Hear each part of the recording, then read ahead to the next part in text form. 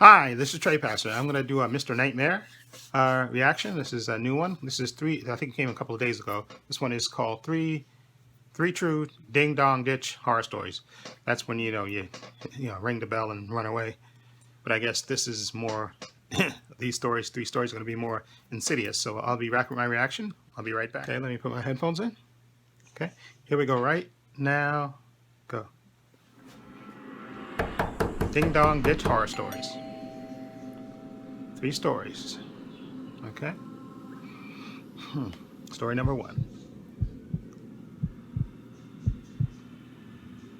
One questionable activity my old friends and I would partake in when we were young was Ding Dong Ditch, where you run up to someone's door, knock or ring the bell, then run away or hide. We'd do it from time to time when we were feeling mischievous or bored. At the time, someone moved across the street from my friend Stefan, who lived a block down from me. He kept telling us how sketchy it seemed. No one would ever see them leave their house. The blinds were always closed at every window, and there were never any lights on. Yet there was always a red Toyota pickup truck in the driveway all hours of the day. Okay. No one really seemed to know who was living there or what they looked like. So one night we thought it would be a good idea to target it while we were out ding-dong ditching. My friend Jake and I hid behind a nearby car while Stefan ran up to the door. We could tell he rang the bell like 5 times, and we chuckled because of it. He finally ran for cover in a bush separating that property from the neighboring property. Okay. We waited for the door to open, but alas, it never did. So Stefan ran back to the door and rang it a bunch more times, probably closer to like 10 rings this time. As he ran for his same hiding spot, I noticed the curtains to one of the front windows move a little bit. I didn't see anyone's face, but that confirmed someone was inside the house. The door never opened, but Jake and I were afraid to yell over to him not to do it again. Stefan never looked over at us, so he never even gave us a chance to wave at him to stop there. Okay. He waited half a minute before going back to the door, but I swear before he could even ring the bell, the door pulled open, and all Jake and I saw was someone's arm reach out from the house to grab Stefan. He screamed a high-pitched scream like a girl.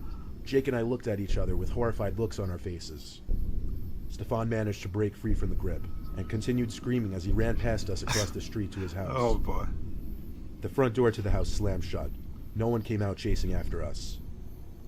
We followed Stefan to his house, and as soon as we got inside, I told him that was a horrible idea. Now that person would know they were neighbors. Exactly. But he said he didn't care. He told his parents about it, who at first were mad at us, but sounded a bit concerned after some explaining about the aggressive way the man inside the house tried pulling him in. Still, neither of his parents wanted to go knock on the door, considering we were ding-dong ditching after all. Exactly. Jake went home. I stayed over Stefan's house to sleep over. Okay. His parents always complained about us being too loud after they went to sleep, so we hung out in his backyard. We were playing Pokemon on our DSs for a while and talked more about what happened across the street. He said he didn't see much of the man's face and he was pretty well hidden behind the door, but he could tell it was a man by his veiny hands and strength. The man grabbed him by the collar of his shirt, so Stefan was able to free himself from the man's grip pretty easily. Okay. At some point while in the yard, I remember hearing a thump kind of noise. But I didn't even feel like it was worth bringing up to Stefan. I just made a mental note of it, and maybe he did too, who knows. Eventually it got too chilly to sit outside anymore, and we were getting a little tired, so we went back inside. We noticed it was a lot chillier on the first floor than it had been before we went outside.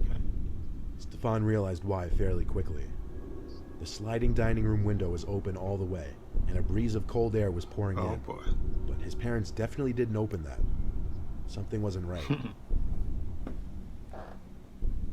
There was the sound of a footstep or something falling on the carpeted floor above us. Oh boy. In Stefan's room. Oh boy.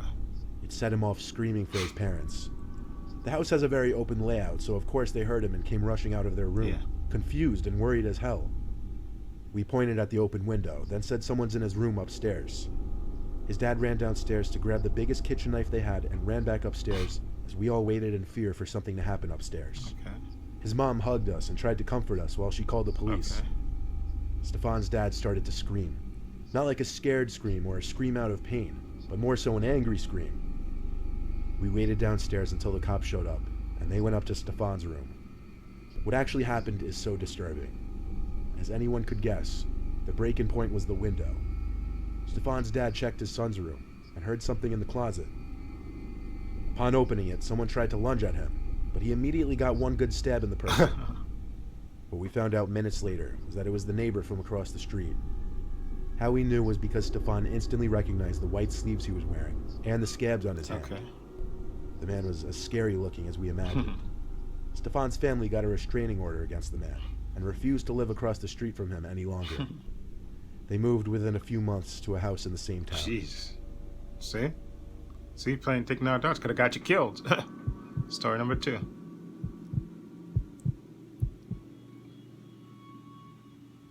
This is a story that happened a few days ago. My friends and I really like to do some crazy things such as ding-dong ditching, which is what we were doing on Friday night. I'll refer to my friends as C, B, E, A, and Ben. There was this one corner house on an opening to a cul-de-sac. My friend E said I should ring the bell. So I did it because I was not the kind of person to not do something just because I might get in trouble for it. So I walked up to the stoop and knocked on the door and ran. We ran maybe 3 houses down behind a car so we could still get a good view of the house we just did. Okay. The guy came outside, walked around, and I think spotted either myself, E, or Ben. Oh, boy. So he screamed hey at us, and we ran like normal if this happened. We all laughed it off like we usually would. Okay. Then we all agreed like a bunch of idiots that we would do the same house again. So we walked around the street to the house, and we all debated who should ring. Ugh. I didn't because I just did like the last 3 houses. Okay. So we all agreed Ben should do it. So there went Ben up to the door, knocked, and ran. C, B, and A were on the corner of the street along with Ben after he rang, Okay. while me and E were behind a car right across the street from the house. Okay. It was like he was waiting right at the door, because only about 5 seconds after Ben rang the bell, he came sprinting outside. Jesus. He got to the bottom of his driveway and screamed, "Hey, come here. Come here now." Oh, boy. That was my cue to run, so I sprinted as fast as I could to the corner and around the block. I kept on sprinting until I caught up to Ben, C, A, and B. We had walked about the whole street gathering our thoughts when A pointed out that E was missing. Oh, boy. We all looked at each other, obviously very worried for him. We called him and he picked up out of breath and was demanding us to go back to the house because he was chasing him. Jesus. So we went about halfway down the street, still on the phone with E, and then he dropped the bomb. The man had a gun. Oh, We knew this because E said he heard the man scream, "I'm gonna blow your fucking brains out." Jesus. I actually began to tear up, and we were all very worried for E. After about 5 minutes of E telling us to go back to the house, we made it to A's backyard and waited for E to make it back. He was saying he was very close, so we walked out of the backyard and there he was. We all hugged him and were so grateful he was okay. We all went to A's backyard afterwards to talk about what happened. The first thing E said was that he got the whole thing on video, so he showed us.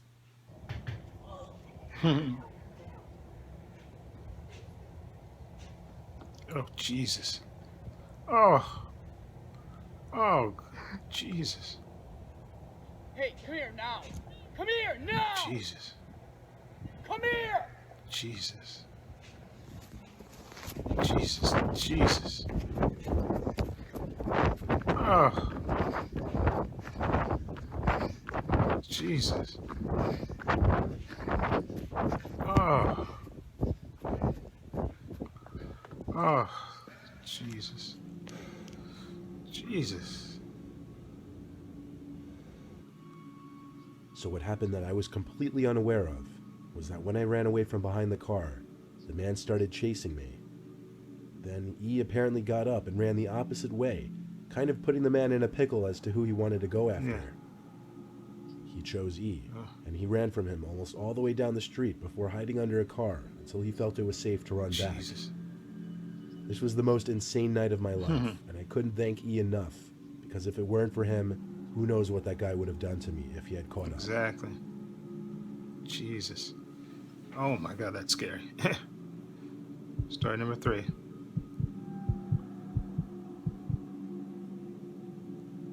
I was a very sheltered child, and I didn't really start going out until college, really. High school, I kind of never really went out much, so when the opportunity to do something slightly rebellious came about, I would jump on it. My cousin Rob, who was infinitely cooler than me, would hang out with me in my days before college. He'd always be down to go out and get into trouble. There was this one time he called me and told me to meet him at his house. We'd be going ding-dong ditching. I brought along my flashlight just because it was dark and there weren't many streetlights in my old neighborhood. He also brought along 2 walkie-talkies and handed me one. Houses were also a little further between than your typical suburb. Rob led the way down the road, yelling things, hitting stop signs with his hands. He always had a lot more energy than me. We veered off the street and cut through some trees onto someone's property. There was nothing but a single walkway lamp on. No lights on inside or outside the house. Rob told me to run around back and wait for his signal to ring the backyard bell. He was trying to make the homeowner run back and forth, not knowing where to go. Okay. He tested the walkie-talkies and they were all good. I waited in the backyard of this property. It was extremely dark and quiet back there. To be honest, I was really scared. Rob gave the go-ahead to ring right after he rang the bell a bunch of times. I rang it twice, then ran for cover behind a bush. I waited in that bush and walkie-talkied Rob, seeing if anyone had come out front. Negative. I told him it was looking the same in the back. After a minute, he told me to go to the back door. I looked into the huge back window to see if I could see inside. There was this tall-looking piece of furniture right in front of the window, and there was this red flashing light in one corner of the room. That was about all I could see. Rob rang the bell a bunch of times again. I heard it from where I was crouching. It was my turn. I rang the bell a couple times, which, yes, had a different sound, so you could distinguish the two. I ran back to my bush and waited again. Rob said over the walkie-talkie that nothing was happening.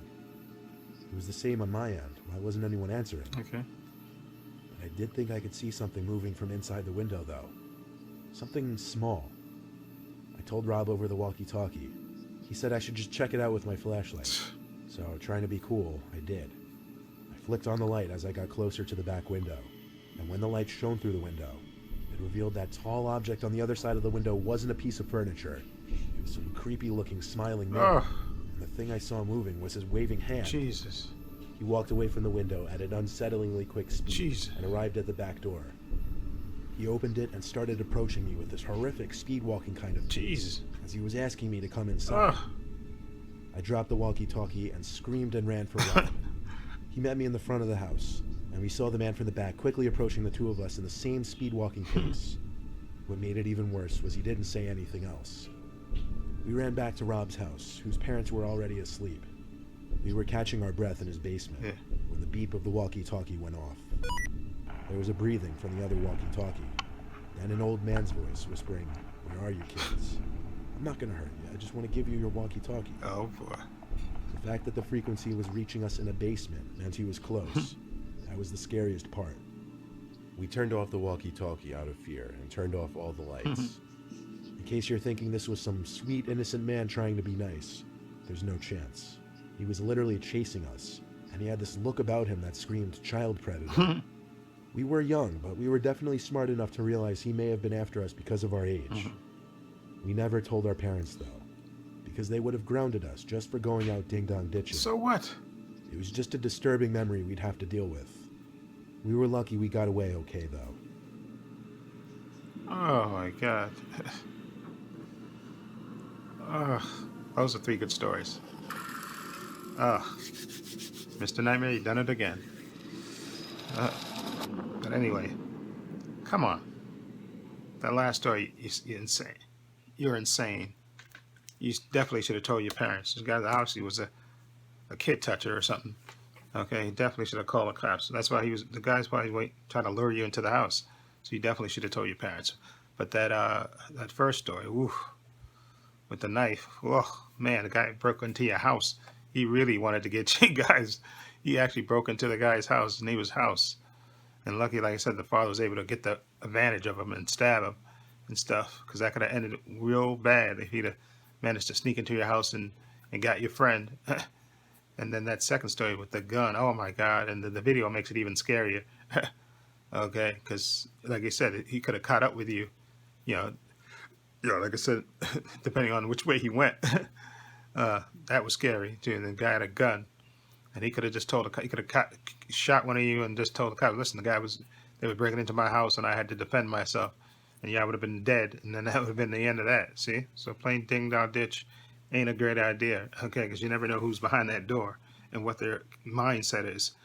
Oh my God! But that last story is he wanted you guys bad. He followed you even after he wanted you guys bad, and the guy was waving at you, and oh my God. Said he was probably child molester, and you should have definitely told somebody in authority, told your parents, so they could have called the cops about that. Even though you're playing ding dong ditch, you were wrong about that. But come on, the guy had evil intentions, so I wouldn't trust it.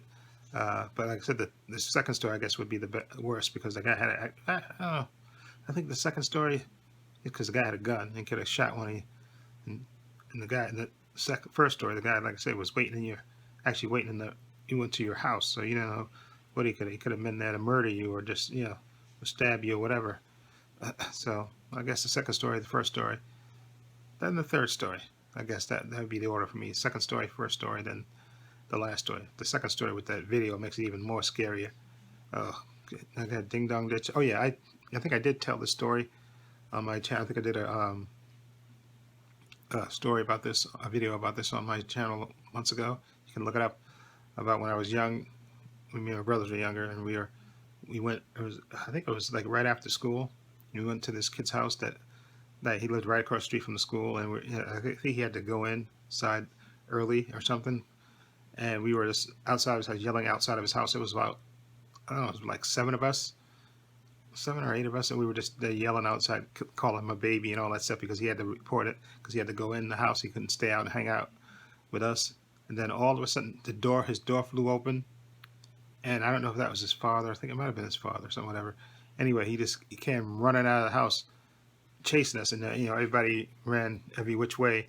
And then I remember me and my brother were running straight, and then I turned around and looked, and this guy was right on me, chasing me. So I was running, and then all of a sudden, I saw something go fly right past me, and hit the ground. You know how metal hits the ground, and it slid, and I saw it was like a big butcher knife.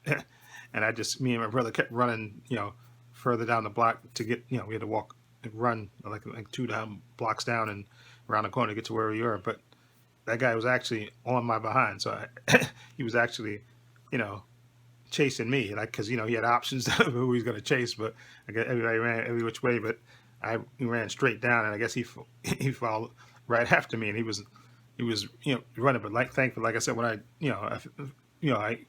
you could sense somebody's behind you, then I just kicked it into another gear, and then I saw him. He actually threw the knife, and you hit the ground and slide, and me and my brother just kept running. So that was, that was not quite a ding dong ditch story, because we were just yelling outside the window. But anyway, those are good stories, Mr. Nightmare, as usual, and great job. Anyway, I'll leave a link to Mr. Nightmare's channel in the description box, so you can check it out. It has great stories on there. I always love it to react to Mr. Nightmare. Okay, great YouTuber. Okay, I have links also to my social media in the description box, Facebook, Twitter, Instagram, and I also have a link to my other channel, All Views and Opinions. Please check that out as well. And this is Trey Passer saying so long and take care.